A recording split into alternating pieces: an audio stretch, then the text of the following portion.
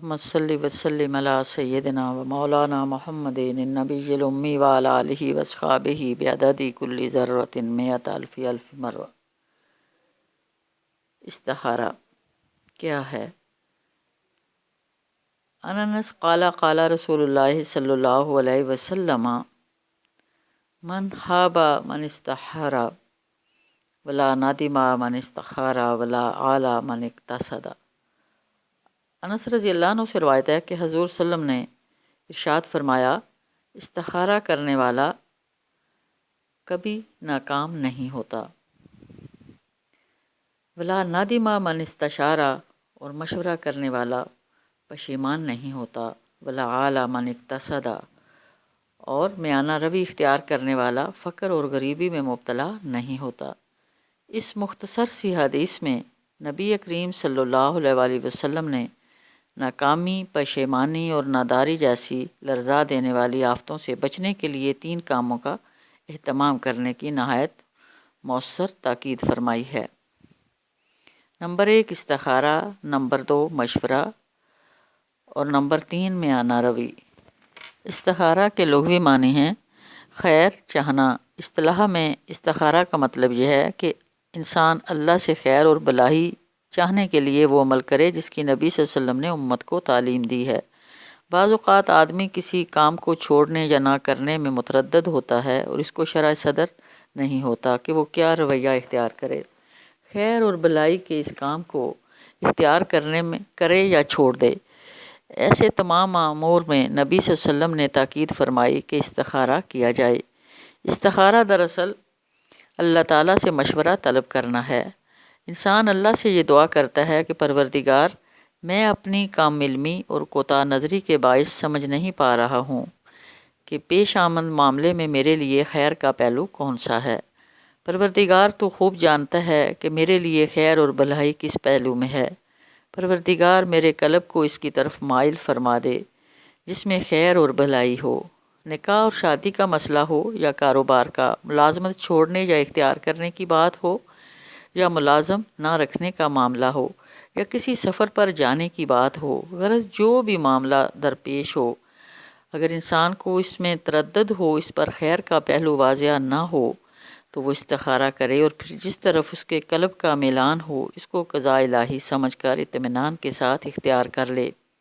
حضرت ابو ایوب انصاری رحمہ اللہ سے منقول ہے کہ انہیں نبی اکرم صلی اللہ علیہ وسلم نے شادی کے لیے استخارہ کا حکم دیا تھا۔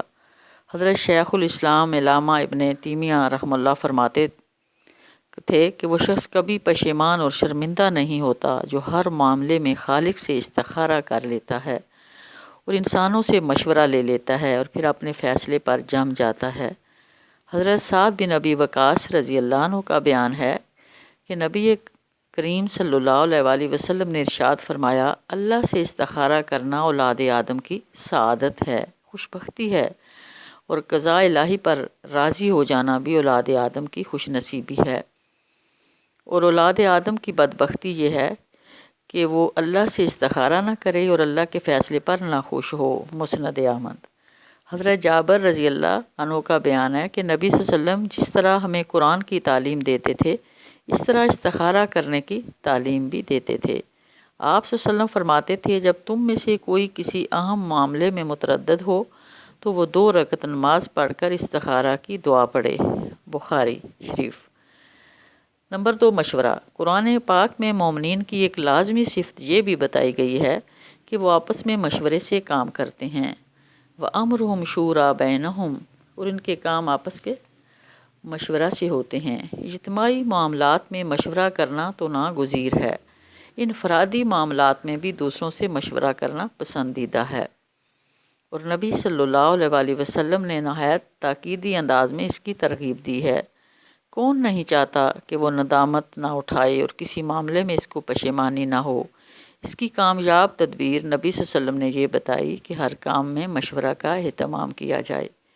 حضرت قتادہ رضی اللہ عنہ فرماتے ہیں، جن لوگوں نے جس حق بات کی جستجو میں آپس کے مشورے سے کام لیا، ان کو صحیح راستے کی جانب رہنمائی ضرور حاصل ہوئی۔ دراصل آپس کے مشورے کے معاملے کے بہت سے ایسے پہلو بھی سامنے آ جاتے ہیں جن تک بعض اوقات اپنی نگاہ نہیں پہنچ پاتی، اور انسان بہت سے رائے اور ذہنوں کی مدد سے شرح صدر کے ساتھ کسی رویے کو اختیار کرنے میں کامیاب ہو جاتا ہے۔ مشورہ لیتے وقت 2 باتوں کا خیال رکھنا بڑا ضروری ہے۔ نمبر 1 کہ مشورہ صرف ان لوگوں سے لیا جائے جن کی بصیرت، نیکی اور خیر خواہی پر اعتماد ہو۔ ہر ارے گہرے سے مشورہ نہ لیا جائے۔ نمبر 2 کہ جس سے مشورہ لیا جائے اس کے سامنے سارے حالات رکھ دیے جائیں، کوئی بات چھپائی نہ جائے۔ تیسری بات اس حدیث میں بتائے گی میانہ روی۔ اعتدال اور میانہ روی کی تاکید اور تلقین کے معاملے میں اسلام تمام مذاہب سے ممتاز ہے۔ وہ ہر عمل میں میانہ روی کی تعلیم دیتا ہے، یہاں تک کہ عبادت میں بھی اعتدال اور میانہ روی کی تاکید کرتا ہے۔ البتہ اوپر کی حدیث میں خاص طور پر خرچ میں میانہ روی کی طرف متوجہ کیا گیا۔ کفایت شعار اور فضول خرچی سے پرہیز کرنے والا کبھی تنگ دستی اور فقر و فاقہ میں مبتلا نہیں ہوتا۔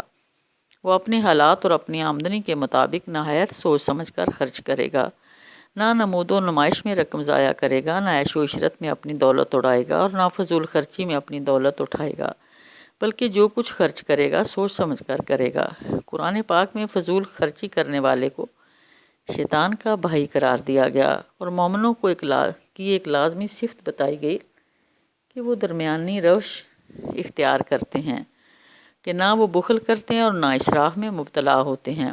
والذین اذا انفقوا لم یسرفوا ولم یقتروا وکان بین ذلک قواما۔ اور یہ لوگ خرچ کرتے ہیں تو فضول خرچی نہیں کرتی اور نہ تنگی اختیار کرتے ہیں، بلکہ درمیانی روش اختیار کرتے ہیں۔